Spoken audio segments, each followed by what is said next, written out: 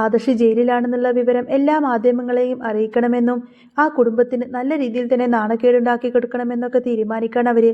മുത്തശ്ശന് തന്നെ ഒരു നാണക്കേടുണ്ടാക്കണം. മൂർത്തി ജ്വല്ലറിയുടെ MD ആദർശ് ദുബായിൽ ജയിലിൽ കിടക്കുകയാണ് എന്ന വിവരം ഇതുവരെ മാധ്യമങ്ങളൊന്നും തന്നെ അറിഞ്ഞിട്ടില്ലല്ലോ. ഇതൊക്കെ മാധ്യമങ്ങളെ അറിയിക്കണം. അങ്ങനെ അവര് വിളിച്ചതനുസരിച്ച് കൊണ്ട് തന്നെ മാധ്യമ പ്രവർത്തകരെല്ലാം തന്നെ അനന്തപുരി തറവാട്ടിലേക്ക് വരും. എന്നാൽ അവരെ നേരിടുന്നത് നയനയായിരിക്കും. നയനയോട് അവർ ഓരോ ചോദ്യങ്ങളൊക്കെ ചോദിക്കുന്ന സമയത്തന്നെ നയനയ്ക്ക് പെട്ടെന്ന് എന്ത് മറുപടി പറയാനെന്നറിയില്ല. അവരാണെങ്കിൽ ആദ്യം തന്നെ ചോദിക്കുന്നത് ആദർശിനെ കുറിച്ചായിരിക്കും. അപ്പോൾ ആദർശിനെ കുറിച്ച് അവർ ഞെട്ടിക്കുന്ന വിവരം തന്നെ നയൻ അങ്ങ് വിളിച്ചു പറയും. അത് നയനയുടെ വാക്കെല്ലാം കേട്ട് നിൽക്കുന്ന ജലജയും അഭിയും നവ്യൊക്കെ ആകെ തകർന്നു പോകുന്ന ഒരു അടിപൊളി സൂപ്പർ എപ്പിസോഡ് റിവ്യൂ ആയിട്ടാണ് പറയുന്നത്. അപ്പോൾ നിങ്ങൾക്ക് ഈ ഒരു വീഡിയോ ഇഷ്ടമാവുകയാണെങ്കിൽ ഒരു ലൈക്കും ഹൈപ്പൊക്കെ ചെയ്ത് സപ്പോർട്ട് ചെയ്യാൻ മറക്കല്ലേ. ചാനൽ ഇഷ്ടമാവുകയാണെങ്കിൽ സബ്സ്ക്രൈബ് ചെയ്യണം കേട്ടോ. ആദർശിനെ കുറിച്ച് ജലജയും നവ്യയും അഭിയും കൂടി സംസാരിക്കുന്ന കാര്യങ്ങളെല്ലാം തന്നെ ആദർശ് കേട്ടിട്ടുണ്ടാവും. മീഡിയക്കാർക്ക് ഈ ഒരു വിവരമെല്ലാം അറിയണം. മൂർത്തി ജ്വല്ലറിയുടെ MD ഇപ്പോൾ ദുബായിലെ ജയിലിലാണെന്ന വിവരം മാധ്യമ പ്രവർത്തകരെയൊക്കെ അറിയിക്കണം. അതോടുകൂടി തന്നെ മൂർത്തി ജ്വല്ലറി തകർക്കണം. എടാ ഇത് പെട്ടെന്ന് തന്നെ ഫ്ലാഷാക്കുക എന്നൊക്കെ പറയാതിരിക്കട്ടെ ജലജ. നേരത്തെ അനാമികയുടെ വിവരം പറഞ്ഞതുപോലെ തന്നെ ഇതും അങ്ങ് പോണം. അങ്ങനെ അനന്തപുരിക്ക് ഇതൊരു നാണക്കേടാവണം. അതുപോലെ തന്നെ മൂർത്തി ജ്വല്ലറി തകരാൻ ഇതോടുകൂടി തന്നെ ഒരു കാരണമായിക്കോളും.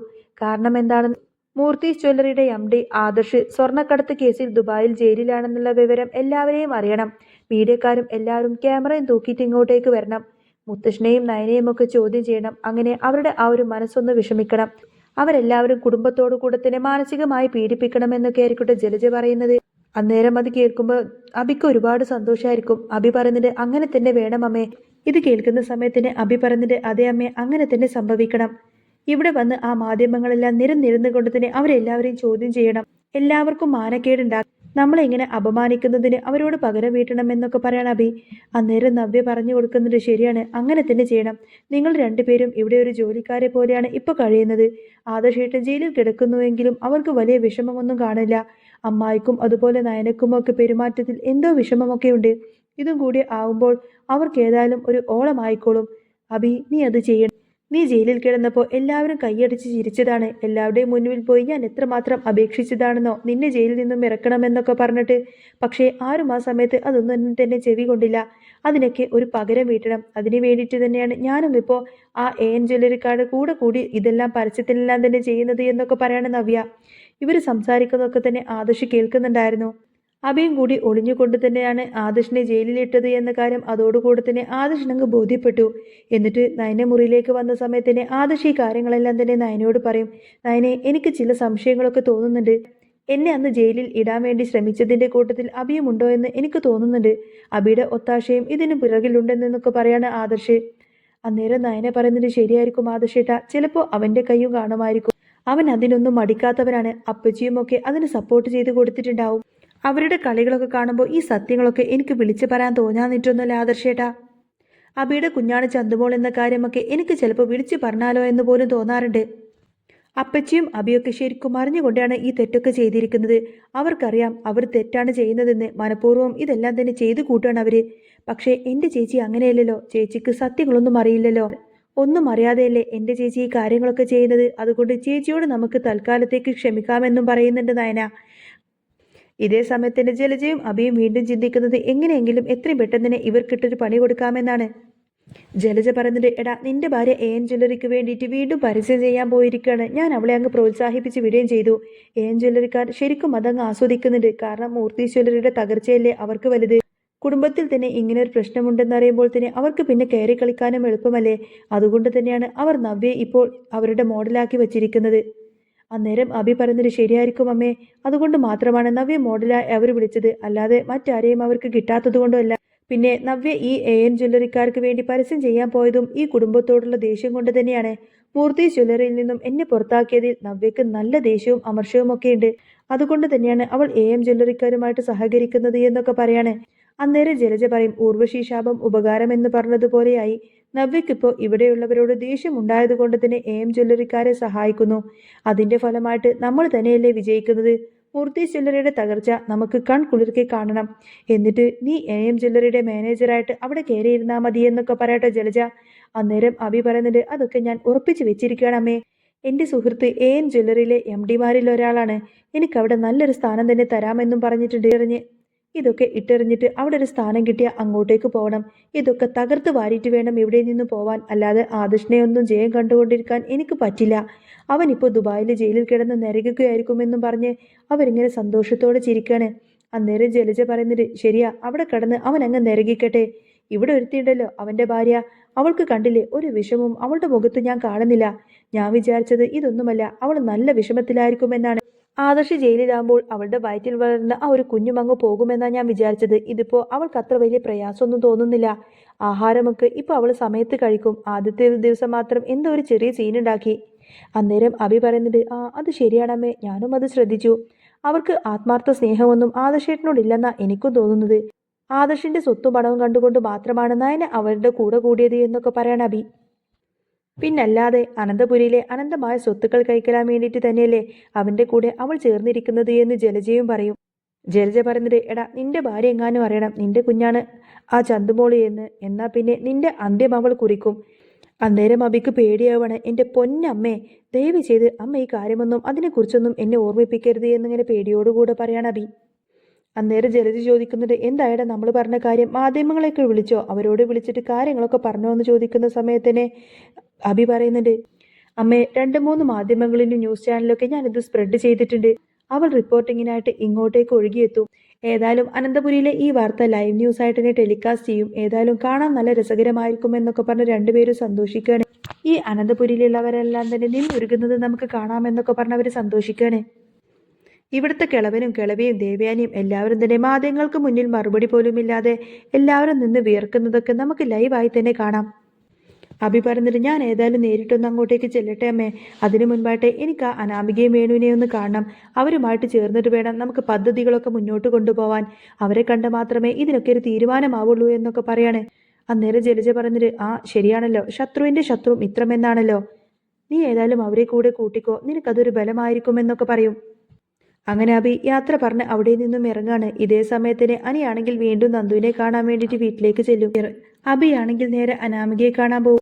അങ്ങനെ അനി പുറത്തിറങ്ങുന്ന സമയത്ത് തന്നെ അനാമികയെ കാണാണ്. എപ്പോൾ അനി പുറത്തിറങ്ങിയാലും മിക്കവാറും സമയത്ത് അനാമികയെ കാണാൻ ഇടവരുന്നുണ്ട്. അനാമികയാണെങ്കിൽ അനാമികയുടെ കാമുകൻ സ്റ്റെഫിൻ എന്ന് പറയുന്ന ആ ഒരു കാമുകനുമായിട്ട് ബൈക്കിൽ പോകുന്ന സമയത്താണ് കേട്ടോ അനിയെ കാണുന്നത്. അപ്പോൾ അനിയെ കണ്ടതോടുകൂടി തന്നെ അനിയുടെ അടുത്തേക്ക് വന്ന് വണ്ടി നിർത്താണ് സ്റ്റെഫിൻ. പെട്ടെന്ന് തന്നെ അനാമിക ഇറങ്ങിച്ചെന്നു. അനാമിക പറഞ്ഞിട്ട്, എടോ എനിക്ക് നിന്നോടൊരു കാര്യം സംസാരിക്കാനുണ്ട്. ഞാൻ ആ കേസുമായിട്ട് മുന്നോട്ട് പോയിരിക്കുകയാണ്. കോടതിയിൽ ആ കേസ് ഫയൽ ചെയ്തിട്ടുണ്ട് എന്ന് പറയും. അന്നേരം അനി ചോദിക്കുന്നുണ്ട്, ഏത് കേസ്? നിനക്ക് കേസ് കെട്ടുകളുടെ ബഹളമല്ലേ, ഇനിയിപ്പോൾ എന്ത് കേസിനെ കുറിച്ചാണ് നീ ഈ പറയുന്നത് എന്ന് പരിഹാസത്തോടെ ചോദിക്കുകയാണ് അനി. അന്നേരം അനാമിക പറയുന്നുണ്ട്, അതെ, നമ്മുടെ ഡിവോഴ്സ് കേസ് തന്നെ. അതിനെക്കുറിച്ച് തന്നെയാണ് ഞാൻ പറഞ്ഞത്. അത് മുന്നോട്ട് കൊണ്ടുപോകാൻ തന്നെയാണ് എൻ്റെ തീരുമാനം. അന്നേരം അനി പറഞ്ഞിട്ട്, ഒന്ന് മുന്നോട്ട് കൊണ്ടുപോയതിൻ്റെ ഗുണം നീ അറിഞ്ഞല്ലോ. തിരിച്ച് നഷ്ടപരിഹാരം തന്ന് ജയിലിലേക്ക് കിടക്കേണ്ടി വന്നതല്ലേ നിനക്ക് എന്ന് ചോദിക്കാണ്. അന്നേരം അനാമിക പറയുന്നുണ്ട്, അതൊക്കെ വന്നു, പക്ഷേ എൻ്റെ ജീവിതം എനിക്ക് നോക്കണ്ടേ. ദേ ഈ സ്റ്റെഫിൻ എന്നെ വിവാഹം കഴിക്കാൻ പോകുന്ന ആളാണ്. ഞങ്ങളുടെ വിവാഹം തീരുമാനിച്ചിരിക്കുകയാണ്. അപ്പോൾ ഞങ്ങളുടെ വിവാഹം നിയമപരമായിട്ട് തന്നെ നടക്കണമെങ്കിൽ നിന്റെ കയ്യിൽ നിന്നും ഡിവോഴ്സ് കിട്ടുക തന്നെ വേണം. അതിനുവേണ്ടി എനിക്ക് കേസ് കൊടുക്കാതിരിക്കാൻ പറ്റുമോ എന്നൊക്കെ ചോദിക്കാട്ടോ അനാമിക. അന്നേരം അനി പറയുന്നുണ്ട്, വെറും ഒരു ഡിവോഴ്സ് പേപ്പറിൽ ഒപ്പിട്ട് തരുന്ന കാര്യമല്ലേ ഉള്ളൂ, അത് ഞാൻ ഇപ്പോഴേ തരാൻ തയ്യാറാണെന്ന് നിന്നോട് പറഞ്ഞതാണ്. നീ ഒഴിഞ്ഞു പോകുമോ എന്ന് ചോദിക്കാണ് അനി. അന്നേരം അനാമിക പറഞ്ഞിട്ട്, ഞാൻ അങ്ങനെ ഒഴിഞ്ഞു പോകുന്നില്ല. ഇനിയിപ്പോൾ പേപ്പറിൽ ഒപ്പിട്ടു തരുന്നതൊന്നും എന്നെ സംബന്ധിച്ച് വലിയ കാര്യമൊന്നുമില്ല. പക്ഷേ എനിക്ക് കിട്ടാനുള്ള നഷ്ടപരിഹാരം കിട്ടണമെന്ന് പറയാണ്. അന്നേരം അനി ചോദിക്കുന്നത്, അതിനു വേണ്ടി മാത്രമാണോ നീ എന്നെ വിവാഹം കഴിച്ചതും? ഈ നഷ്ടപരിഹാരത്തിന് വേണ്ടി തന്നെയാണോ? ഇനിയിപ്പോൾ അത് കിട്ടാൻ വേണ്ടിയിട്ട് നീ മൂവ് ചെയ്യുകയാണെങ്കിൽ നീ ആ വഴിക്ക് തന്നെ മുന്നോട്ട് പോയിക്കോ. നിനക്ക് കിട്ടാനുള്ളത് കോടതി വഴി നേടിയെടുക്കാൻ നോക്കുക എന്നൊക്കെ പറയാണ്. എൻ്റെ കയ്യിൽ നിന്നും ഒരു 5 രൂപ പോലും ഇതിൻ്റെ പേരിൽ നിനക്ക് സ്വന്തമാക്കാൻ പറ്റില്ല എന്നൊക്കെ പറഞ്ഞുകൊണ്ട് തന്നെ അനി അനാമികയെ വെല്ലുവിളിക്കും. അന്നേരം അനാമിക ചോദിക്കുന്നുണ്ട്, എടോ നീ ഒരു ഒത്തുതീർപ്പിനും തയ്യാറല്ലേ? അനന്തപുരിൽ നിനക്ക് എത്ര കോടി രൂപയുടെ ആസ്തിയുണ്ട്? അതിൽ നിന്നും ഒരു വിഹിതം കിട്ടണമെന്നുള്ളത് എൻ്റെ ന്യായമായ അവകാശം മാത്രമാണെന്ന് പറയാണ്. അനി ചോദിക്കുന്നത്, ഏത് തരത്തിലുള്ള അവകാശമാണെന്നാവോ? കള്ളത്തരം പറഞ്ഞ് വിവാഹം കഴിച്ച് പണം തട്ടാൻ ശ്രമിക്കുന്നതാണോ നിന്റെ അവകാശം? അതോ അനന്തപുരിയിൽ നിന്നുള്ളത് പലതും മോഷ്ടിച്ചു കൊണ്ടുപോവാൻ ശ്രമിച്ചതിനോ, പറഞ്ഞു പറ്റുകയും ആൾമാറാട്ടം ചെയ്തതിനൊക്കെയാണോ നിനക്ക് നഷ്ടപരിഹാരം തരേണ്ടതെന്നൊക്കെ ചോദിക്കാട്ടോ. അനാമികക്ക് ദേഷ്യം വരികയാണ്. അനാമിക പറയുന്നുണ്ട്, ഞങ്ങൾക്ക് ജീവിക്കാനുള്ള പണം നിന്റെ കയ്യിൽ നിന്നും കിട്ടണം. എനിക്കിപ്പോൾ ഏതായാലും സാമ്പത്തികമായിട്ട് കുറച്ച് പണത്തിൻ്റെ ആവശ്യമുണ്ട്. വീട്ടിലാണെങ്കിൽ അച്ഛന് കുറേ കടങ്ങളുണ്ട് എന്ന കാര്യം അറിയാമല്ലോ. അതുപോലെ തന്നെ ഞങ്ങൾക്കും ജീവിക്കേണ്ടേ? ഇത്രയും നാളും അനന്തപുരിയിലെ മരുമകൾ എന്ന് പറഞ്ഞ് ആ ഒരു വിലാസത്തിൽ ഞാൻ ജീവിച്ചു. ഇനിയിപ്പോൾ അങ്ങനെ ഒരു വിലാസം ഇല്ലാത്തിടത്തോളം കാലം അവിടെ നിന്ന് നഷ്ടപരിഹാരം എനിക്ക് കിട്ടിയേ തീരൂ. ഏതായാലും ഇത്ര നാളും ഞാൻ ആ വേഷം കെട്ടി ആടിയതല്ലേ, അതുകൊണ്ട് ഒരു 10 കോടി രൂപയെങ്കിലും എനിക്ക് കിട്ടണമെന്ന് പറയുന്ന സമയത്തിന് അനി പറയുന്നുണ്ട്, ആ നീ കുറെ കള്ളക്കേസ് കൊടുത്ത് മുന്നോട്ട് പോകാൻ നോക്കിയതല്ലേ, അങ്ങനെ നിനക്ക് നേടിയെടുക്കാൻ പറ്റുമെങ്കിൽ നേടിയെടുക്ക്, അല്ലാതെ ഒരു 10 പൈസ പോലും എൻ്റെ മനസ്സുകൊണ്ട് ഞാൻ തരില്ല എന്നൊക്കെ പറയും. ഇതേ സമയത്ത് അഭിയാണെങ്കിൽ വേണുവിനെ രേവതിയെയും കാണാൻ വേണ്ടിയിട്ട് അനാമികയുടെ വീട്ടിലേക്ക് ചെല്ലുകയാണ്. അഭി വരുന്നതോടു കൂടി തന്നെ അനാമികയും വീട്ടിലേക്ക് എത്തുന്നുണ്ട്. അഭി വരുന്ന സമയത്തിന് വേണു ചോദിക്കുന്നത്, എന്തായി മോനെ അഭി കാര്യങ്ങൾ എന്ന് ചോദിക്കുന്ന സമയത്തിന്, ദേ അവൻ ജയിലിൽ കിടക്കുന്ന കാര്യങ്ങളെക്കുറിച്ചൊക്കെ അറിയാൻ വേണ്ടി തന്നെ ഞാൻ ഇവിടെ ആകാംക്ഷയോടിലായിരുന്നു എന്നൊക്കെ പറയും. എന്നിട്ട് അവൻ ജയിലിൽ നിന്നും ഇറങ്ങിയോ എന്നൊക്കെ ചോദിക്കുകയാണ് ആദർശിനെ കുറിച്ച്. അന്നേരം അഭി പറയുന്നുണ്ട്, അങ്ങനെ അവനെ ഇറങ്ങാൻ പറ്റുമെന്ന് അങ്കിളിന് തോന്നുന്നുണ്ടോ? അവൻ അവിടെ ദുബായിൽ ജയിലിൽ കിടക്കാണ്. അവൻ ഏതായാലും ഇനി കുറെ കാലം അവിടെ അങ്ങ് കിടക്കും. ആ കുടുക്ക് അങ്ങ് അഴിക്കുമ്പോഴേക്കും അടുത്ത കുടുക്കിൽപ്പെടുത്തി ഞാൻ അവനെ തന്നെ അങ്ങ് തടഞ്ഞു വെക്കുമെന്നൊക്കെ പറയണം അഭി. അന്നേരം വേണു പറയുന്നുണ്ട്, എന്നിട്ട് ഇതുവരെ വിവരമോ അനക്കമൊന്നുമില്ലല്ലോ, ഒരു പത്രത്തിൽ പോലും ആ ഒരു വാർത്ത പോലും വന്നില്ല.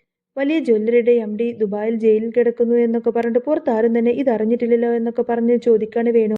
സാധാരണ എന്തെങ്കിലും ചെറിയൊരു ന്യൂസ് ഉണ്ടെങ്കിൽ പോലും മാധ്യമങ്ങളൊക്കെ അത് കൊട്ടിഘോഷിക്കുന്നതല്ലേ, പക്ഷേ ഇതേ ഇവനെ കുറിച്ചിട്ട് ഒരു വിവരം അങ്ങ് വന്നില്ലല്ലോ എന്ന് പറയും.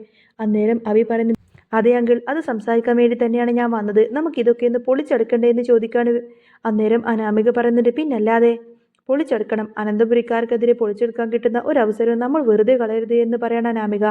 അന്നേരം അഭി പറയുന്നത്, അത് തന്നെയാണ് ഞാനും വന്നിരിക്കുന്നത്, നിങ്ങളുമായി ഒന്ന് ആലോചിച്ചിട്ട് എത്രയും പെട്ടെന്ന് തന്നെ കാര്യങ്ങളൊക്കെ ഒന്ന് തീരുമാനിക്കും. എന്നിട്ട് ഈ ന്യൂസ് മാധ്യമങ്ങളിൽ എല്ലാം ഒന്ന് സ്പ്രെഡ് ചെയ്യണം. ബാക്കി കാര്യങ്ങളൊക്കെ അവർ നോക്കിക്കോളും. അനന്തപുരിയിൽ വന്ന് ഇന്റർവ്യൂ എടുക്കാനും റിപ്പോർട്ട് ചെയ്യാനൊക്കെ ആളുകളങ്ങ് കയറി നിരങ്ങണം. അങ്ങനെ എല്ലാ മാധ്യമങ്ങളിലൂടെയും ഈ നാണം കെട്ട വാർത്ത അറിയണം. ആദർശ് ദുബായിൽ ജയിലിൽ കിടക്കുന്നു എന്ന കാര്യം അറിഞ്ഞാൽ അനന്തപുരിയിലുള്ളവർ വീണ്ടും വീണ്ടും നാണം കെടും. അപ്പോൾ അനാമിക പറയുന്നത് ശരിയാണ്, അങ്ങനെ തന്നെ അവരങ്ങ് നാണം കെടണം. ഞാൻ അന്ന് ന്യൂസ് കൊടുത്തതല്ലേ ആ ചാനലുകൾക്ക്, ഇന്ന് തന്നെ ആ ന്യൂസൊക്കെ നമുക്ക് കൊടുക്കാമെന്ന് പറയും. അങ്ങനെ ഒരു ചാനൽ കൊടുത്താൽ മതി, പിന്നെ അത് സകലയിടത്തും അങ്ങ് പടർന്നു പന്തലിച്ചോളൂ. അനന്തപുരിയുടെ മുറ്റത്തും മൂർത്തി ജ്വല്ലറിയുടെ മുറ്റത്തുമെല്ലാം തന്നെ മാധ്യമപ്രവർത്തകരും എല്ലാവരും തന്നെ വന്നങ്ങ് നിരന്നു നിന്നോളും. എന്ത് രസമായിരിക്കും അത് കാണാൻ തന്നെ. ഈ അവസരം നമ്മൾ ഏതായാലും വിട്ടുകളയരുത് എന്നൊക്കെ ഭയങ്കര സന്തോഷത്തോടു കൂടെ പറയാട്ടോ അഭി. അങ്ങനെ അനാമികയുടെ ഫ്രണ്ട് വഴി ചാനൽ റിപ്പോർട്ട് ചെയ്യാണ്. അവർ അഭിയോടും അനാമികയോടും ഇതിനെക്കുറിച്ചിട്ട് സത്യസന്ധമായ ന്യൂസാണോ എന്ന് ചോദിക്കുന്ന സമയത്തിന്, ഞങ്ങൾക്ക് ഇതിനെക്കുറിച്ചിട്ട് ഒരു വിവരവും കിട്ടിയില്ലല്ലോ, ഇത്രയും വലിയൊരു ബിസിനസ് പ്രമുഖൻ ദുബായിൽ ജയിലിൽ കിടക്കുന്ന ഒരു കാര്യം ഒരു വാർത്ത പോലും ഇതുവരെ വന്നിട്ടില്ലല്ലോ, അന്നേരം ഇതിലെന്തെങ്കിലും സത്യമുണ്ടോ എന്നൊക്കെ ചോദിക്കും. അന്നേരം അഭി പറയുന്നത്, തീർച്ചയായിട്ടും ഇതിൽ സത്യമുണ്ട്, ഞാൻ ആ വീട്ടിലെ ആള് തന്നെയാണ്, അനന്തപുരിയിലെ പയ്യൻ. പക്ഷേ ഈ സംഭവമൊന്നും തന്നെ പുറത്ത് ലീക്കാകാതെ അവിടെ നിന്ന് തന്നെ നോക്കി നടത്തുകയാണ്. അത് ഞങ്ങളുടെ മുത്തശ്ശൻ, അതായത് മൂർത്തി ജ്വല്ലറിയുടെ MD ആയിരുന്ന അനന്തമൂർത്തി സാറിന് നല്ല ഹോൾഡുണ്ട് ദുബായിലൊക്കെ, അതുകൊണ്ടാണ് ഈ ന്യൂസൊന്നും തന്നെ ഇതുവരെയായിട്ടും ലീക്കാവാത്തത്. അത് പക്ഷേ നമുക്ക് പുറത്തു കൊണ്ടുവരണമല്ലോ എന്നൊക്കെ പറയണം അഭി. അന്നേരം അവർ പറയുന്നത്, ആ അത് കൊള്ളാം, ഇതൊരു എക്സ്ക്ലൂസീവ് ന്യൂസ് ആയിരിക്കും, ഇതൊരു വൈറൽ ന്യൂസ് തന്നെയായിരിക്കും എന്നൊക്കെ പറയും. നമ്മൾ വഴി അത് പുറത്തിറങ്ങുകയാണെങ്കിൽ എല്ലാ മാധ്യമങ്ങളും ഇത് ഏറ്റുപിടിച്ചോളും. അപ്പോൾ ഇതിൽ വേറെ കള്ളത്തരമൊന്നുമില്ലല്ലോ, സത്യസന്ധമായ കാര്യം തന്നെയല്ലേ എന്ന് ചോദിക്കും. അന്നേരം അഭി പറയുന്നത്, തീർച്ചയായിട്ടും ഇത് സത്യസന്ധമായ കാര്യം തന്നെയാണ്, നിങ്ങൾ ദയവ് ചെയ്ത് ഇത് സംപ്രേഷണം ചെയ്യണം, പിന്നല്ലാതെ ഞങ്ങളിത് ചെയ്തോളാം, കാരണം ഇതൊരു വൈറൽ ന്യൂസ് തന്നെയായിരിക്കും. ആദ്യമായിട്ടാണ് നമ്മുടെ ചാനലിൽ ഇങ്ങനൊരു നല്ലൊരു വാർത്ത പോകുന്നത്, ഇത്രയും വൈറൽ നല്ലൊരു വാർത്ത പോകുന്നത്, ഇതിൻ്റെ പേരിൽ ഏതായാലും നല്ലൊരു ക്രെഡിറ്റ് തന്നെ കിട്ടാൻ പോകുമെന്നൊക്കെ പറഞ്ഞുകൊണ്ട് തന്നെ ന്യൂസ് ചാനലുകാരും ഭയങ്കര സന്തോഷത്തിലായിരിക്കും. അങ്ങനെ ആ ഒരു ചാനലുകാർ വേഗം തന്നെ ഈ ഒരു ന്യൂസൊക്കെ ഇങ്ങനെ ഫ്ലാഷാക്കി വിടുകയാണ്. എല്ലാ മാധ്യമങ്ങളും അതോടുകൂടി തന്നെ ഈ ഒരു വിവരം അറിയുന്നുണ്ട്. എന്നാൽ പെട്ടെന്ന് ആദർശ് ദുബായിലെ ജയിലിലാണെന്ന കാര്യം പറഞ്ഞതോടുകൂടി തന്നെ എല്ലാവരും ആകെ ഞെട്ടിപ്പോവാണ്. എല്ലാവരും ഇതറിഞ്ഞതിന് ശേഷം മാധ്യമക്കാരെല്ലാം തന്നെ നേരെ അനന്തപുരി വീട്ടിലേക്ക് വരും. മൂർത്തി ജ്വല്ലറിയുടെ മുൻപിലുമൊക്കെ മാധ്യമപ്രവർത്തകരെല്ലാം തന്നെ തടിച്ചുകൂടി നിൽക്കുകയാണ് ഇന്റർവ്യൂ എടുക്കാൻ വേണ്ടിയിട്ട്. അപ്പോൾ മൂർത്തി ജ്വല്ലറിക്ക് മുന്നിലെത്തുമ്പോൾ തന്നെ അവിടെ എങ്ങനെ അജയനും ജയനൊക്കെ ഉണ്ടായിരിക്കും. അവരങ്ങോട്ടേക്ക് ജ്വല്ലറിയിലേക്ക് ഇടിച്ചു കയറി ചെല്ലാണ്. മൂർത്തി ജ്വല്ലറിയുടെ മുന്നിലെത്തിയപ്പോൾ അജയനും ജയനുമൊക്കെ അവർ ചോദിക്കുന്ന ചോദ്യങ്ങൾക്കൊന്നും തന്നെ മറുപടി ഉണ്ടായിരുന്നില്ല. കാരണം ആദർശ് ജയിലിലല്ലെങ്കിൽ പോലും ആ വിവരം പുറത്തുവിടാത്തത് കൊണ്ട് തന്നെ പറയണമോ എന്നൊന്നും അവർക്കറിയില്ല. അവർ അപ്പോൾ തന്നെ ജ്വല്ലറിയുടെ അകത്തേക്ക് ആരെയും കടത്തിവിട്ടില്ല. അതിനുശേഷം നേരെ മാധ്യമപ്രവർത്തകരെല്ലാം തന്നെ നേരെ പോയത് അനന്തപുരി തറവാട്ടിലേക്കാണ്. എല്ലാവരും കൂടി അങ്ങോട്ടേക്ക് ക്യാമറയും തൂക്കിയിട്ട് ഇടിച്ചു കയറി വരുന്നത് കാണുമ്പോൾ തന്നെ മുത്തശ്ശൻ ഇങ്ങനെ നയനയോട് പറയുന്നുണ്ട്, നയന മോളെ ദേ മാധ്യമ പ്രവർത്തകരെല്ലാവരും ഇങ്ങോട്ടേക്ക് വരുന്നുണ്ട്. നയനക്കാണെങ്കിൽ ഇതൊക്കെ കണ്ടിട്ട് ആകെപ്പാട് ടെൻഷനാവും. നയന പോയിട്ട് ആദർശിനോട് സംസാരിക്കാണ്. ആദർശേട്ടാ ദാ ദേ മാധ്യമങ്ങളെല്ലാം കൂടി ഇങ്ങോട്ടേക്ക് വരുന്നുണ്ട്. ന്യൂസ് ഒക്കെ ആകെ ഫ്ലാഷായി. ആദർശ് ദുബായിൽ ജയിലിലാണെന്നും സ്വർണ്ണക്കടത്ത് കേസിലാണെന്നും അറസ്റ്റ് ചെയ്തു എന്നൊക്കെയാണ് എല്ലാ ചാനലുകളിലും വന്നിരിക്കുന്ന വാർത്ത. അതുകൊണ്ടായിരിക്കും മാധ്യമങ്ങളെല്ലാം തന്നെ ഇങ്ങോട്ടേക്ക് ഇടിച്ചു കയറി വരുന്നത്. ഇനിയിപ്പോൾ അകത്തേക്ക് കയറി റിപ്പോർട്ട് ചെയ്യാനും ചോദ്യം ചോദിക്കാനൊക്കെ വരും. ഇനി എന്താ അവരോടൊക്കെ മറുപടി പറയേണ്ടത് എന്നൊക്കെ ചോദിക്കാട്ടെ നയന. അന്നേരം ആദർശ് പറഞ്ഞിട്ട് ഇതൊക്കെ ആ അബിയുടെ കളിയാണെന്ന് എനിക്ക് ഉറപ്പാണ്. അപ്പച്ചിയും അവനും കൂടി സംസാരിക്കുന്നതെല്ലാം തന്നെ ഞാൻ നേരിട്ട് കേട്ടതാ. ഇതെല്ലാം ന്യൂസ് ചാനലിൽ കൊടുക്കണം. ഏതായാലും അത് കൊടുക്കട്ടെ. ഏതായാലും അവനൊന്ന് സന്തോഷമാവട്ടെ. ഇനിയിപ്പോ ഈ ന്യൂസിൽ ഒരു വാസ്തവവും ഇല്ല എന്ന് അവരൊക്കെ അറിയുമ്പോൾ അവൻ അങ്ങ് നാണം കെട്ടോളും എന്നൊക്കെ പറയട്ടെ ആദർശ്. അന്നേരം നയനെ ചോദിക്കുന്നുണ്ട് അവരിങ്ങോട്ടേക്ക് ഇടിച്ചു കയറി വരില്ല ആദർശേട്ടാ. ആദർശ് പറഞ്ഞിട്ട് തൽക്കാലം ഞാൻ ഇവിടെ ഉണ്ടെന്നുള്ള കാര്യം പുറത്തു വിടാനൊന്നും പോവണ്ട. ഇങ്ങനെ കുറച്ച് ദിവസം കൂടി പോവട്ടെ. അന്നേരം അഭി ചെയ്യുന്നത് എന്താണെന്നൊക്കെ നമുക്ക് മനസ്സിലാക്കാൻ പറ്റുമെന്ന് പറയും. അന്നേരം നയനെ ചോദിക്കുന്നുണ്ട് ഞാൻ എന്താ പറയേണ്ടത്? എന്നോട് എന്തായാലും അവർ ചോദ്യം ചോദിക്കും. അവരോടൊക്കെ ഞാൻ എന്ത് മറുപടി പറയണമെന്ന് ചോദിക്കുന്ന സമയത്തിന് ആദർശ് പറയുന്നുണ്ട് നീ പറഞ്ഞേക്കണം. നീ ധൈര്യമായിട്ട് തന്നെ പറഞ്ഞേക്കണം. നിന്റെ ഭർത്താവ് ഒരു തെറ്റും ചെയ്തിട്ടില്ല എന്ന്. തെറ്റ് ചെയ്യാത്തത് കൊണ്ട് തന്നെ ദുബായിലെ ജയിലിലല്ലെന്നും നീ പറഞ്ഞേക്കണമെന്ന് പറയും. അങ്ങനെ ഇതൊക്കെ ഓർത്തുകൊണ്ട് തന്നെ നയനക്ക് വീണ്ടും ആകെ കൺഫ്യൂഷൻ ആവുകയാണ്. ശരി ഞാൻ ഏതായാലും താഴേക്ക് ചെല്ലട്ടെ എന്നൊക്കെ പറഞ്ഞ് നയന താഴേക്ക് ചെല്ലുമ്പോഴേക്കും അടുത്ത് മുത്തശ്ശനും ഉണ്ടാവും. മുത്തശ്ശനാണെങ്കിൽ മുത്തശ്ശൻ്റെ അടുത്തേക്ക് മാധ്യമ പ്രവർത്തകരാണെങ്കിൽ മൈക്കും ക്യാമറയും ഒക്കെ കൊണ്ട് അങ്ങ് വരികയാണ്. മുത്തശ്ശൻ വന്ന് ചോദിക്കുന്നുണ്ട് എന്താ ഇവിടെ ഇത്രമാത്രം ബഹളം? നിങ്ങൾ എന്തിനാ ഇങ്ങോട്ടേക്ക് ഇടിച്ചു കയറി വരുന്നത് എന്നൊക്കെ ചോദിക്കും. അന്നേരം അവർ പറയുന്നുണ്ട് മൂർത്തി സാറേ, മൂർത്തി ജ്വല്ലറി എന്ന് പറയുന്നത് കേരളത്തിലെ തന്നെ ഒരു വലിയ ബ്രാൻഡാണ്. നിങ്ങളൊക്കെ വലിയ വ്യവസായ പ്രമുഖരാണ്. നിങ്ങളുടെ ഇടയിൽ ചില കാര്യങ്ങളൊക്കെ നടക്കുന്നു എന്നറിഞ്ഞപ്പോൾ അത് മാധ്യമങ്ങളിലൂടെ പുറത്തു വരേണ്ടേ എന്ന് ചോദിക്കാണ്. അന്നേരം മുത്തശ്ശൻ ചോദിക്കുന്നുണ്ട് ഞങ്ങളുടെ ജീവിതത്തിൽ എന്തൊക്കെ നടക്കുന്നു എന്ന് മാധ്യമങ്ങളിലൂടെ വരണമെന്ന് ഇത്ര നിർബന്ധമാണോ? ഇപ്പൊ ഇങ്ങോട്ടേക്ക് ഇടിച്ചു കയറി വരാൻ മാത്രം ഇവിടെ എന്താ ഉണ്ടായതെന്ന് ചോദിക്കാണ് മുത്തശ്ശൻ. അല്ല ഞങ്ങൾ നേരത്തെയും ഇതുപോലെ വന്നിരുന്നല്ലോ. അനാമിക എന്ന് പറഞ്ഞ ഒരു പെൺകുട്ടി ഈ വീട്ടിലേക്ക് പീഡിപ്പിച്ചു എന്നൊക്കെ പറഞ്ഞ ഒരു പ്രശ്നമുണ്ടായപ്പോൾ ഞങ്ങൾ ഇവിടെ വന്നതായിരുന്നു. അന്നേരം മുത്തശ്ശൻ പറഞ്ഞിട്ട് അതിന്റെ വിധി വന്നതും നിങ്ങൾ എല്ലാവരും കണ്ടു കാണുമെന്ന് ഞാൻ വിചാരിക്കുന്നു. അനാമിക മാനസിക രോഗിയായിട്ട് ചികിത്സയിലായിരുന്നു എന്നും അതൊക്കെ മനഃപൂർവ്വം കെട്ടിച്ചമച്ചതാണെന്നും മയക്കുമരുന്നിന് അടിമയായിരുന്നു എന്നൊക്കെയുള്ള വാർത്തകളൊക്കെ നിങ്ങൾ എല്ലാവരും കേട്ടതല്ലേ? കോടതി വിധി പ്രഖ്യാപിച്ചതും നിങ്ങൾ എല്ലാവരും കേട്ടതല്ലേ എന്നൊക്കെ ചോദിക്കും. ഞങ്ങളാകുന്നത്ര രീതിയിലൊക്കെ കരിവാരി തേച്ചവരല്ലേ നിങ്ങളെല്ലാവരും. ഇനിയിപ്പോൾ നിങ്ങൾ എന്തിനായി വന്നിരിക്കുന്നതെന്ന് ചോദിക്കാണ് മുത്തശ്ശൻ.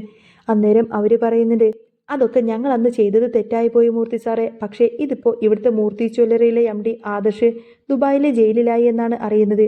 അതും കള്ളക്കടത്ത് കേസിൽ. എന്നിട്ട് അതിനെക്കുറിച്ച് ഒരു ന്യൂസ് പോലും ഇതുവരെ വന്നില്ലല്ലോ. അതിനെക്കുറിച്ച് കാര്യങ്ങളൊന്ന് ചോദിക്കാൻ വേണ്ടിയിട്ടാണ് ഞങ്ങൾ ഇങ്ങോട്ടേക്ക് എത്തിയത് എന്ന് പറയുന്ന സമയത്തിന് മുത്തശ്ശന് ദേഷ്യം വരികയാണ്. മുത്തശ്ശി പറയുന്നുണ്ട് ദേ നിൽക്കുന്നു ആദർശിന്റെ ഭാര്യ, നയനോട് ചോദിച്ചോളൂ എന്ന് പറയും. നയന അതിനുള്ള മറുപടി തരുമെന്നും പറയാണ്. അപ്പോൾ എല്ലാവരും നേരെ മൈക്കും ക്യാമറയുമായിട്ട് നേരെ നയനയുടെ അടുത്തേക്ക് ചെല്ലും. എന്നിട്ട് പറയുന്നുണ്ട് മാഡം പറയണം ആദർശ് എവിടെയാണ്? ജയിലിലാണോ? എന്താണ് കേസ്? കള്ളക്കടത്ത് കേസാണോ? നിങ്ങൾ ഇങ്ങനെ കള്ളക്കടത്ത് സ്വർണ്ണമാണോ ദുബായിലേക്ക് വിറ്റഴിക്കുന്നത് എന്നൊക്കെ ആയിരിക്കട്ടെ മാധ്യമ പ്രവർത്തകർ ചോദിക്കുന്നത്. ആ സമയത്തിന് നയന അവിടെ നിന്ന് പറയുന്നുണ്ട് അതെ നിങ്ങൾ ആരും ഒന്നും പറയണ്ട. ആദർശേട്ടനെ ആരും ഒരു കുറ്റവും പറയാൻ പറ്റില്ല. എൻ്റെ ആദർശേട്ടൻ ഒരു തെറ്റും ചെയ്തിട്ടില്ല. ഒരു കള്ളക്കടത്ത് കേസിൽ പെട്ടിട്ടുമില്ല എന്നൊക്കെ പറയണേ. അന്നേരം അവർ ചോദിക്കുന്നുണ്ട് അപ്പൊ പിന്നെ ഞങ്ങൾ അറിഞ്ഞ ന്യൂസോ? ഞങ്ങൾ അറിഞ്ഞത് ഇങ്ങനെയുള്ള വാർത്തകളാണല്ലോ. ഇത്രയും മാധ്യമ പ്രവർത്തകർ ഇവിടെ വന്ന് നിൽക്കുന്നത് വെറുതെയാണെന്നാണോ നിങ്ങൾ ഈ പറയുന്നത്? അന്നേരം നയന പറയുന്നത് അതിനെക്കുറിച്ചിട്ടൊന്നും എനിക്കറിയില്ല. നിങ്ങൾക്ക് ആരാണോ ഈ വാർത്ത നൽകിയത് അവരോട് തന്നെ ചോദിച്ചാൽ മതി. നിങ്ങൾക്ക് അതിന് കൃത്യമായിട്ടുള്ള മറുപടി കിട്ടും. ഒരിക്കലും അങ്ങനെയുള്ള കാര്യങ്ങളൊന്നും ആദർശേട്ടൻ ചെയ്തിട്ടില്ല. അങ്ങനെയുള്ള സംഭവങ്ങളൊന്നും സംഭവിച്ചിട്ടില്ല. ഒരു കള്ളക്കടത്തും ഇവിടെ നടത്തിയിട്ടില്ല. അതുകൊണ്ട് തൽക്കാലം നിങ്ങളെല്ലാവരും പിരിഞ്ഞു പോകണം. ഇതിൻ്റെയൊക്കെ സത്യാവസ്ഥ നിങ്ങൾക്ക് ഉടനെ തന്നെ മനസ്സിലാകുമെന്നും പറയാണ് നയന. അന്നേരം അവർ വീണ്ടും ചോദിക്കുന്നത് ജയിലിലല്ലേ ആദർശ് കിടക്കുന്നത്? എന്നിട്ട് നിങ്ങൾക്കെന്താ ഒരു മനസ്താപവുമില്ലേ എന്ന് ചോദിക്കുന്ന സമയത്തിന് നയന പറയുന്നുണ്ട് അതിന് ജയിലിലാണെങ്കിലല്ലേ വിഷമിക്കേണ്ട ആവശ്യമുള്ളൂ. ഇതിന്റെ സത്യാവസ്ഥ ഉടനെ തന്നെ പുറത്തു വരും. ഇപ്പൊ എനിക്കൊന്നും തന്നെ പ്രതികരിക്കാനില്ല എന്നും പറയാണ് നയന. അങ്ങനെ അഭിയും ജലജയൊക്കെ നയനയുടെ ആ ഒരു പ്രതികരണം കേട്ട് ആകെ അന്തം വിട്ട് നിൽക്കുകയാണ്. നയനയുടെ മാസ് ഡയലോഗ് കേട്ട് മാധ്യമ പ്രവർത്തകർ ഒന്ന് പതറിയെങ്കിലും അഭിയും ജലജയും ആകെ കിളിപ്പോയ അവസ്ഥയിലായിരുന്നു. ജലജ അഭിയുടെ ചെവിയിൽ പതുക്കെ ചോദിച്ചു എടാ ഇവൾ എന്താ ഇങ്ങനെയൊക്കെ പറയുന്നത്? ആദർശ് ശരിക്കും ജയിലിലാണെന്ന് ഉറപ്പല്ലേ? പിന്നെന്താ ഇവൾ ഇങ്ങനെയൊക്കെ തള്ളുന്നത്? അഭിക്കപ്പോൾ ഒന്നും തന്നെ മനസ്സിലാവുന്നുണ്ടായിരുന്നില്ല. അവൻ ഉടനെ തന്നെ തൻ്റെ ഫോണെടുത്ത് ദുബായുള്ള ആ ഒരു പഴയ സുഹൃത്തിനെ വിളിക്കാൻ നോക്കി. പക്ഷേ അങ്ങോട്ടേക്ക് വിളിച്ചിട്ട് കിട്ടുന്നില്ല. മാധ്യമപ്രവർത്തകർ പിരിഞ്ഞു പോയ ഉടനെ തന്നെ അഭി നയനയുടെ അടുത്തേക്ക് പാഞ്ഞെടുത്തു. എടി നയനെ നീ എന്തിനാ ഇങ്ങനെ അവരോട് പച്ചക്കള്ളം പറഞ്ഞത്? ആദർശ് ദുബായിലെ ജയിലിലാണെന്ന് ഞങ്ങൾക്ക് എല്ലാവർക്കും കൃത്യമായിട്ടുള്ള വിവരമുണ്ട്. നീ ഇങ്ങനെ ഒളിച്ചു വെച്ച ആ സത്യം സത്യമല്ലാതാവുമോ എന്നൊക്കെ ചോദിക്കും. അന്നേരം നയന ഒരു പുച്ഛത്തോടെ അവനെ നോക്കി ചിരിച്ചു. അഭിയും നീയും അപ്പച്ചിയും കൂടി കൊടുത്ത വാർത്തയല്ലേ ഇത്? എൻ്റെ ഭർത്താവ് ഇവിടെ തന്നെയുണ്ട്, എനിക്ക് നന്നായിട്ടറിയാം. നിങ്ങൾ വിരിച്ച വലയിൽ നിങ്ങൾ തന്നെയാണ് വീഴാൻ പോകുന്നത്, നോക്കിക്കോ. ഇത് കേട്ടപ്പോൾ അഭിക്ക് ആകെ ഭയമായിരുന്നു. അവൻ നേരെ റൂമിലേക്ക് അവിടെ ജലജയും നവ്യയും എന്തോ ഗൂഢാലോചന നടത്തുകയായിരുന്നു. നവ്യ അപ്പോഴും വിശ്വസിച്ചിരിക്കുന്നത് ആദർശ് വലിയൊരു തെറ്റ് ചെയ്തു എന്നാണ്. അവള് പറഞ്ഞത്, അമ്മേ, നയനക്ക് ഇത്രമാത്രം ധൈര്യം എവിടുന്നാ കിട്ടുന്നതെന്നാ എനിക്ക് മനസ്സിലാവാത്തത്. ആദർശ് അവിടുത്തെ കള്ളക്കടത്ത് കേസിൽ കുടുങ്ങിയിരിക്കുന്നത് സത്യമല്ലേ? പക്ഷേ കഥ മാറി മറിയുകയായിരുന്നു. അതേസമയം തറവാടിന്റെ മുകളിലത്തെ മുറിയിൽ നിന്നും ആദർശ് തന്റെ ഫോണിലൂടെ ചില നിർണായക നീക്കങ്ങൾ തന്നെ നടത്തുന്നുണ്ടായിരുന്നു.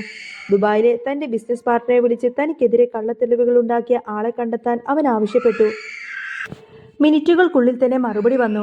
അത് അബിയുടെ അടുത്ത സുഹൃത്തും AN ജ്വല്ലറിയിലെ പാർട്ട്ണറുമായ ഒരാളായിരുന്നു. ആദർശ് ആ തെളിവുകളെല്ലാം തന്നെ റെക്കോർഡ് ചെയ്തു. പെട്ടെന്ന് തന്നെ താഴെ വൻ ബഹളം കേട്ടുകൊണ്ട് തന്നെ പോലീസ് അനന്തപുരിയുടെ മുറ്റത്തേക്ക് വന്നിറങ്ങി. അബിയും ജലജയും സന്തോഷത്തോടെ പുറത്തേക്കൂടി.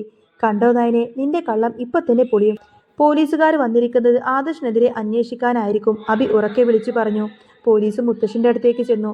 എല്ലാവരും പേടിയോടുകൂടെ നോക്കി നിൽക്കുമ്പോൾ ഇൻസ്പെക്ടർ ചോദിച്ചു, ഇവിടെ അബി എന്നൊരാളുണ്ടോ എന്ന്?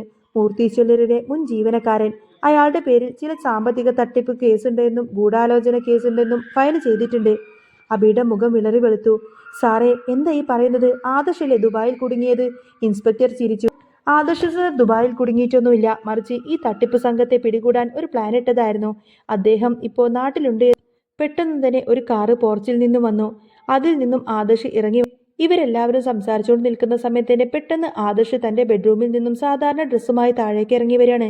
എന്നാൽ ഒട്ടും പ്രതീക്ഷിക്കാതെ അവിടെ ആദർശിനെ കണ്ടതോടുകൂടി തന്നെ അബിയും ജലജയും ആകെ വിറങ്ങലിച്ച് നിന്നു പോവാണ്. ആദർശ് നേരെ അബിയുടെ അടുത്തേക്ക് ചെന്നുകൊണ്ട് പറഞ്ഞു, എടാ അബി, നിന്റെ കളിയെല്ലാം ഇന്നത്തോടെ അവസാനിച്ചു. എന്നെ കൊടുക്കാൻ വേണ്ടിയിട്ട് നീ ഉണ്ടാക്കിയത് കള്ളക്കഥകളെല്ലാം തന്നെ ഇപ്പോൾ നിനക്ക് തന്നെ വിനയായി വന്നിരിക്കുന്നു. നീയും നിന്റെ ആ AN ജ്വല്ലറിക്കാരും നടത്തിയ എല്ലാ ഇടപാടുകളും ഞാൻ തെളിവ് സഹിതം തന്നെ എൻ്റെ കയ്യിൽ റെക്കോർഡാക്കിയിട്ടുണ്ട്. ആദർശ് പോലീസിനെ നോക്കിയിട്ട് ആംഗ്യം കാണിച്ചു. അബിയെ പോലീസ് നേരെ വലിച്ചഴച്ചുകൊണ്ട് ജീപ്പിലേക്ക് കയറ്റി. ജലജ അവിടെ ആകെ തളർന്നു വീഴാണ്. നവ്യക്ക് അപ്പോഴാണ് താൻ ഇത്രയും കാലം വിശ്വസിച്ചത് കള്ളമായിരുന്നു എന്ന് മനസ്സിലായത്. നവ്യക്ക് കുറ്റബോധം തോന്നിയെങ്കിലും അവൾക്ക് നയനയുടെ കാല് പിടിച്ച് മാപ്പ് പറയണമെന്നുണ്ടായിരുന്നു. പക്ഷേ ചന്തുമോളുടെ അച്ഛൻ ആദർശാണെന്ന കേസ് അതിപ്പോഴും അവിടെ തന്നെ നിലനിൽക്കുകയാണല്ലോ. അതുകൊണ്ട് തന്നെ നയനക്ക് മുന്നിൽ തല കുനിക്കാനൊന്നും തന്നെ നവ്യ തയ്യാറായിരുന്നില്ല. അബിയെ അകത്താക്കിയതോടുകൂടി തന്നെ അനന്തപുരിയിൽ വീണ്ടും നീതി വിജയിച്ചു. നയനയുടെയും ആദർശിന്റെയും സ്നേഹം കൂടുതൽ ശക്തമായി തന്നെ വന്നു. അങ്ങനെ നമ്മളെല്ലാവരും കാത്തിരിക്കുന്നത് പോലെ നല്ല വമ്പൻ ട്വിസ്റ്റ് നിറഞ്ഞ എപ്പിസോഡുകളൊക്കെ തന്നെയാണ് വരാൻ പോകുന്നത്. അപ്പോൾ നിങ്ങൾക്ക് ഈ ഒരു ചാനൽ ഇഷ്ടമാണെങ്കിൽ സബ്സ്ക്രൈബ് ചെയ്യാനും സപ്പോർട്ട് ചെയ്യാനും മറക്കല്ലേ. നെക്സ്റ്റ് വീഡിയോ ആയിട്ട് വരാം. ബൈ.